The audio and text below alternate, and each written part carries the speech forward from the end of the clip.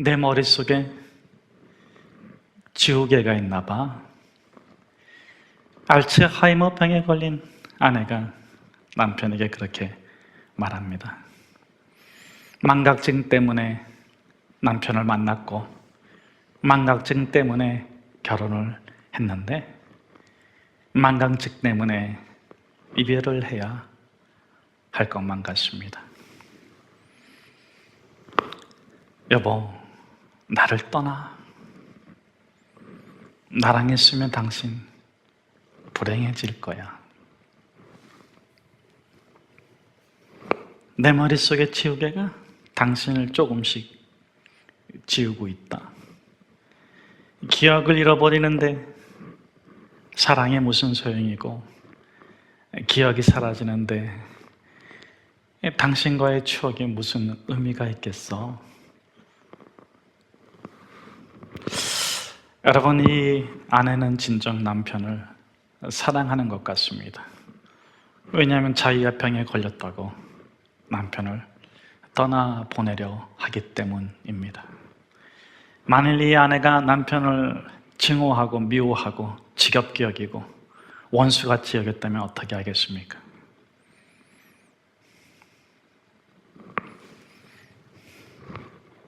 다 지워지기 전에, 당신과 행복했던 것이 다 지워지기 전에 나는 당신의 아름답고 좋은 모습을 이별하고 싶어. 당신도 나의 건강하고 젊고 좋은 모습만 기억해줘. 사랑하는 여러분, 이 여인이 남기고 싶은, 전해주고 싶은 것은 무엇입니까? 사랑의 순수함, 첫 사랑의 첫 결단의 첫 마음의 순수함을 꼭 전해주고 싶은 것입니다. 오늘 우리가 읽은 본문의 말씀은 그동안의 긴 담론의 결론과 같습니다. 그 결론이 두 번 반복해서 나오는데 20장 26절과 30장 19장 30절에 나옵니다. 19장 30절은 이렇게 기록되어 있지요. 우리 한번 19장 30절 말씀을 같이 한번 함께 읽겠습니다. 그러나 먼저 된 자로서 나중되고 나중된 자로서 먼저 된 자가 많으니라. 우리 20장 16절 말씀도 같이 한번 읽어볼까요? 20장 16절 말씀 같이 한번 읽겠습니다. 시작. 이와 같이 나중된 자로서 먼저 되고 먼저 된 자로서 나중되니라. 여러분, 20장 16절과 19장 30절의 말씀은 내용은 같은데 예수님께서 의도적으로 강조하기 위해서 순서를 바꿨어요. 먼저 된 자로서 나중되고 나중된 자로서 먼저 되리라. 그것을 나중된 자로서 먼저 되고 먼저 된 자가 나중되리라. 얼마나 중요했으면 예수님께서 이렇게 강조했겠습니까? 왜 그렇습니까? 천국은 누가 들어가기에? 어떤 사람이 들어가기에? 어린 아이와 같은 사람이 들어가기에. 예수님께서 강조한 어린아이는 주인을 바꾼 사람이에요. 마음의 주인을 바꾼 사람. 싫어! 내가 할 거야! 내가 할 거야! 젖을 빨던 어린아이가, 아장아장 기어다니던 어린아이가 어느 순간부터 끊임없이 내가 할 거야, 내가 할 거야, 내가 할 거야. 그러면서 자기가 모든 주도권을 갖고 살려고 합니다. 어쩌면 그때부터 자기 자신을 주인 삼는 것인지 모르겠습니다. 그렇게 자기 자신을 주인 삼다가 하나님을 만나고 나면 내가 나의 주인이 아니라 오직 만물을 창조한 나를 창조하신 하나님이 나의 주인 되시는구나. 그분이 주신 매뉴얼 따라 살면 내가 진정 주연의 삶을 살 수 있구나. 그런데 우리 신앙의 문제는 무엇입니까? 자기가 감독까지 다 하려는 데 있는 것입니다. 그것의 가장 대표적인 사람이 부자 청년. 그는 어떤 사람이었다고요? 성공한 청년. 사회주의로 성공했고 자본주의로 성공했어요? 율법주의로 성공했어요? 어려서부터 뭘 다 지켰다고요? 십계명을 다 지켰다니까요. 그러고 나니까 인본주의를 통해서 자기 영혼의 구원을 얻고자 했지만 예수님께서 그를 보고 불쌍히 여겨, 긍휼히 여겨. 너가 정말 구원을 얻고자 하느냐? 그러면 너의 모든 소유를 다 팔아 가난한 자들에게 주고 나를 쫓으라. 그랬더니 그 청년이 어떻게 했다고요? 근심하며. 왜 근심했습니까? 재물이 많아서 근심하며 떠나갔습니다. 주님께서 뭐라고 말씀하십니까? 너무 안타까워하며 자기 마음의 주인을 바꾸지 못한, 창조적으로 자기 마음의 주인, 자기 영혼의 주인, 삶의 주인을 찾지 못한 그 부자 청년을 근심하며, 부자가 천국에 들어가는 것이 얼마나 어려운지, 낙타가 바늘기로 들어가는 것보다 더 어려우니라. 아이고, 그러면 누가 구원을 얻을 수 있겠습니까? 사람으로는 할 수 없으나 하나님은 다 하실 수 있느니라. 그러자 베드로가 나서서 뭐라고 합니까? 보소서 주여, 우리는 모든 것을 버리고 떠났습니다. 그럼 우리가 무엇을 얻겠습니까? 왜 베드로가 이렇게 말하는 것일까요? 부자 청년에게 이 땅의 보화를 포기하면 하늘의 보화가 있으리라고 말씀해 준 것 때문에 그렇습니다. 우리는 그렇게 큰 부자는 아니지만 다 버리고 주를 따랐습니다. 우리에게 있는 보상은 무엇입니까? 이렇게 묻는 것이죠.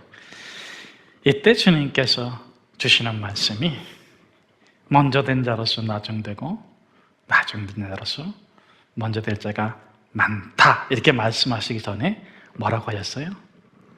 너희가 이 땅에서 몇 배를 받고 몇 배를 받고 몇 배를 받고, 그 정도 받고 싶지 않으세요? 그거 모르세요? 몇 배를 받고 몇 배를 받고. 저는 그 말 하시는 분들은 그대로 될 줄로 믿습니다. 몇 배를 받고 몇 배를 받고 몇 배를 받고 100배. 할렐루야. 하나님이 여러분은 100배로 축복해 주시길 결정하였습니다. 여러분에게 그렇게 축복해 주실 줄로 믿습니다. 그런데 왜 주님께서 먼저 된 자로서 나중되고 나중된 자로서 먼저 될 자가 많다고 하십니까? 너희도 그 부자 청년과 같은 결말을 맞이할 수 있음을 기억해라. 그래서 20장 1절부터 16절까지의 긴 비유를 말씀해 주시는 것입니다. 자, 여러분 한번 봅시다. 농부 일꾼과 포도원 주인의 비유예요. 포도원 주인이 아침 일찍 나갔습니다. 누구를 찾으러 나갔습니까? 일꾼을 찾으러 나갔습니다. 자, 일꾼을 찾으러 나갔더니 놀고 있는 사람들이 있어요. 기다리고 있는 사람들이 있어요. 그 중에서 몇을 데려다가 일을 시켰습니다. 그 다음에 나가보니까 또 사람들이 있어서 또 했습니다. 오후 3시에도 나가보니까 또 있어가지고 또 했습니다. 오후 5시에도 나가보니까 6시가 일이 끝인데 거기에서 이렇게 놀고 있는 사람들이 있어요. 너희들은 어찌하여 지금까지 여기 있느냐? 우리를 일꾼으로 써주는 사람이 없는 까닭입니다. 그래, 내가 너희에게 한 대련원을 줄 테니 가서 일해라. 자, 여기서 예수님께서 던지는 첫 번째 질문, 누가 처음에 순수한 믿음을 끝까지 가져갈 수 있었을까? 9시, 12시, 3시, 5시, 이 사람들 중에 누가 처음 사랑, 처음 믿음, 처음 의지, 처음 약속을 마지막까지 보상을 받을 때까지 지킬 수 있었을까? 누구라고 생각하십니까, 여러분? 안타깝게도 처음에 그 순수했던 사랑을 끝까지 지킨 사람은 마지막 사람입니다. 첫 번째 사람은 그러질 못했어요.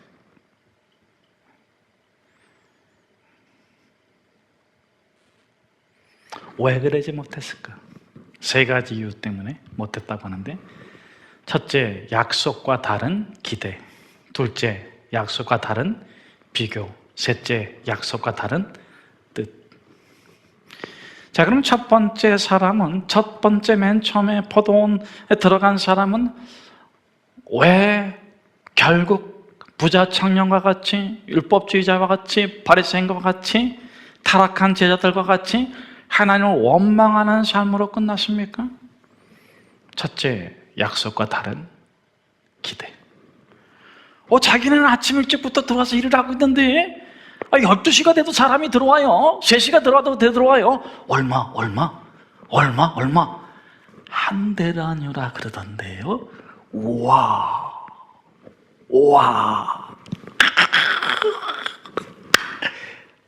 5시에 온 사람도 한 데나리온이라는 거야. 야, 그럼 우리는 얼마나 받을까? 한 끼 밥이 없어가지고 간절할 때 한 데나리온의 약속을 하고 일을 써줬을 때, 당신을 선택하고 당신을 부르고 당신에게 안정을 줬을 때 그 감격 어디 갔어? 둘째, 약속과 다른 비교. 우리는 이렇게 태양빛에 땀이 이렇게 나고 애를 이렇게 많이 썼어. 그런데 저 친구들은 우리가 다 이러는 거 일할 것도 없잖아. 응? 야, 정말 우리는 너무 고생했다, 그치? 응? 그러니 틀림없이 우리가 더 좋은 보상을 받을 거예요. 이놈, 누가 그렇게 말하더냐?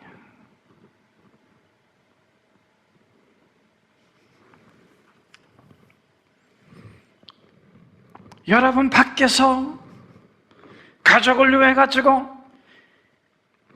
하루 굶어야 되는 가족을 생각하면서 전전긍긍하면서 그 마음을 졸이고 고생했던 그들의 심정을 한 번이라도 헤아려 봤습니까? 농장에 들어오는 순간부터 이제 우리 가족들이 먹고 살게 해결됐구나. 땀을 흘리는 기쁨, 노동하는 기쁨. 아이고, 이거는 많이 상한걸요. 당신들이 이따가 간식으로 드세요. 감사합니다. 너희들이 그렇게 희망에 차고 즐거워하고 안정감에 기뻐할 때,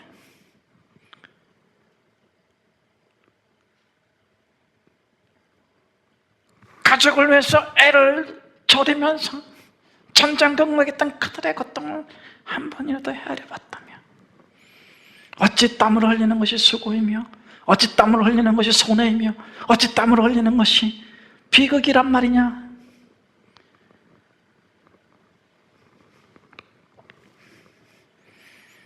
셋째, 약속과 다른 뜻. 여러분, 이들이 지금 뭐 하고 있습니까? 주인을 원망했다 그래요.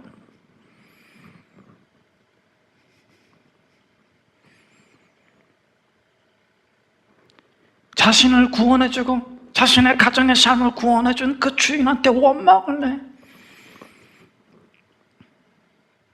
약속을 안 지킨다고 원망하는 게 아니라 자기들의 뜻대로 주인이 움직이지 않는다고 원망을 해요. 이들이 누구입니까? 이들이 타락한 제자들이요, 이들이 바리새인들이요, 이들이 유대인인 것입니다. 이방인들이 율법을 알지 못하고 아브라함의 후손이 아니라서 타락되고 욕된 삶 속에서 그렇게 살아가면서 고생하다가 마지막 때에 구원을 받는데, 그 구원받고 돌아오는 모습을 보면서 기뻐해야 됩니까?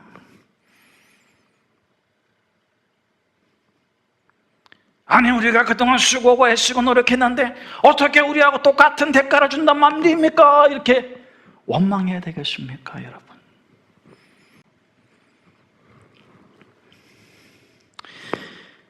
예수님께서 뭐라고 말씀하십니까?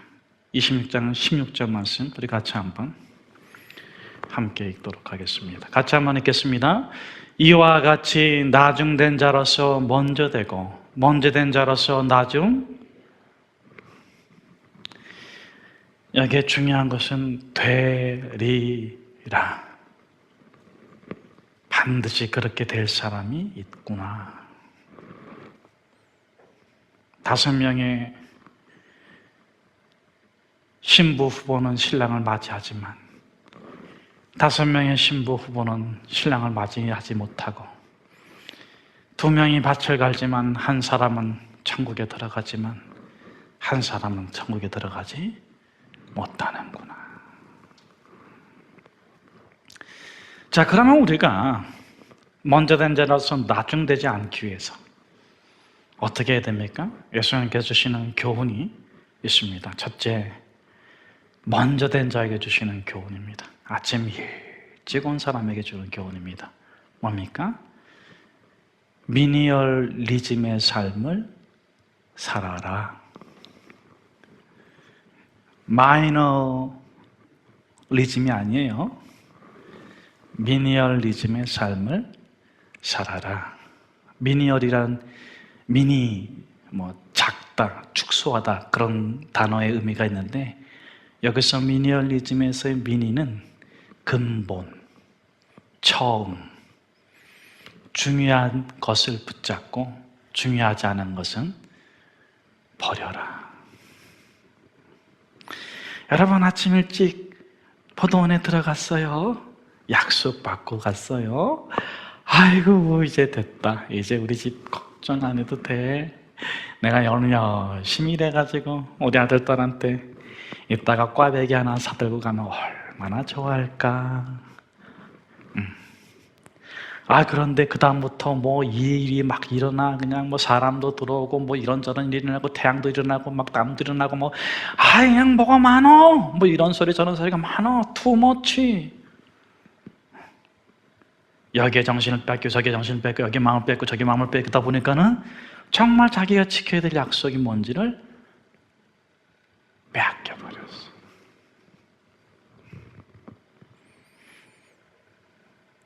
먼저 되었다면 바쁜 삶 때문에 투머치한 너무 많은 것 때문에 혼란스럽다면 사랑하는 오늘의 비전 성도 여러분, 가장 중요한 걸 딱 붙잡으세요. 가장 중요한 건 뭡니까? 당신을 향하신 하나님의 부르심, 당신을 선택하신 하나님의 약속, 당신을 축복하시는 분은 당신을 만드신 전능하신 하나님인 것을 신뢰하시길 축복합니다. 두 번째 교훈은 마지막에 온 사람이에요. 나중된 자로서 먼저 되고 먼저 된 자로서 나중된다. 그럼 나중된 사람이 해야 될 건 뭡니까? 마지막 5시에 그 주인의 선택을 받기 전까지 그 일꾼들을 불러가는 그 자리에 모여가지고 집에도 못 가고 있어. 왜? 5시가 되어 오는데도 일이 없어. 전전긍긍하면서 거기 있는 그 아픔을 여러분이 아십니까?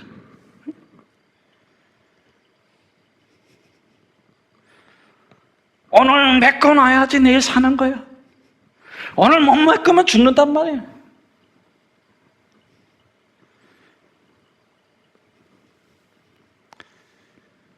그들에게 주는 교훈이 무엇입니까? 아직까지도 일을 찾지 못하고 취직을 하지 못하고 내일을 기약할 수 없고 그 절망의 사람들에게 주신 메시지가 무엇입니까? Do can. can do가 아니에요. Do can. 할 수 있으니까 하라. 아니요. 그건 약속 없는 사람들, 하나님 못 만난 사람들, 하나님의 음성을 듣지 못한 사람들은 그렇게 해. 자기가 다 계산해보고 할 수 있으면 해. 세상 사람들이 살아가는 방식이요. 하나님이 당신 선택했어. 당신이 지금 아내하고 결혼하라고 하나님 말씀하셨으면 그 아내가 당신이 결혼을 선택할 그 당시에 못생기고 믿고 실력 없다고 할지라도 결혼해야 돼요, 안 해야 돼요? 한 줄로 믿습니다. 네. 세 번째는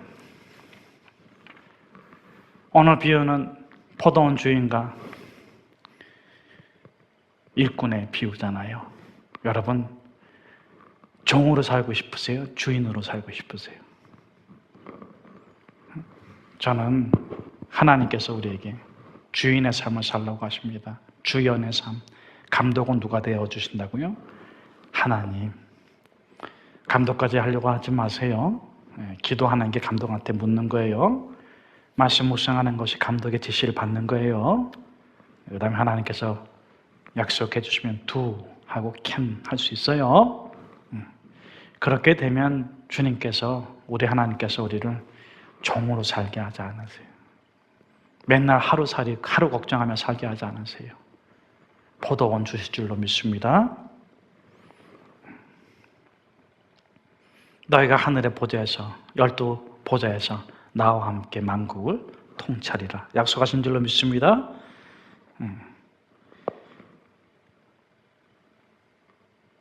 자, 그러면 다시 우리 부자 청년의 비유로 돌아갑시다. 첫 번째 제자인 베드로가 되어 봅시다.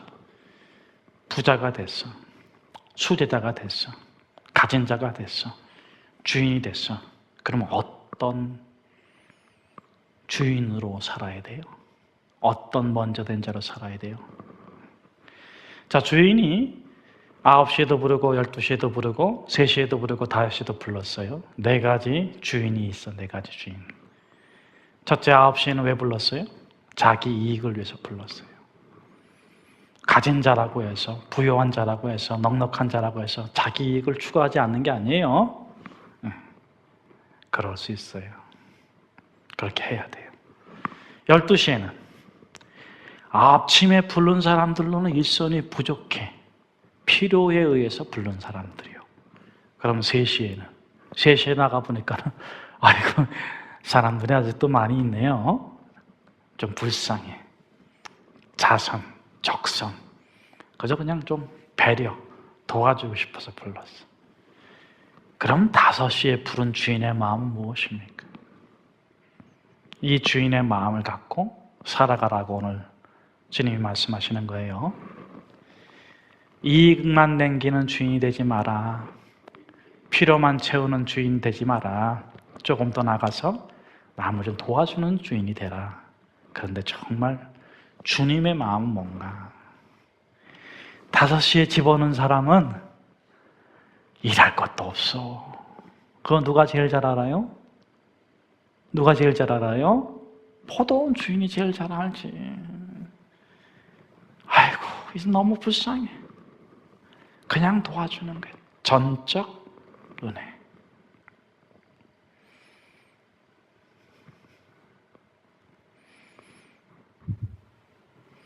청소만 했는데 약속한 대로 한 달에 한 엄청난 걸 줘. 그런 주인의 마음을 갖고 살아라. 그분이 누구십니까, 여러분? 만물의 쓰레기 같은 저와 여러분을 구원하신 분이 누구입니까, 여러분?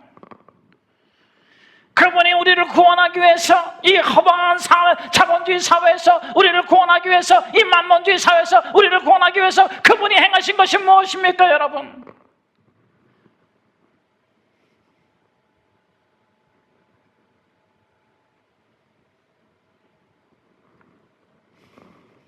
기도하겠습니다.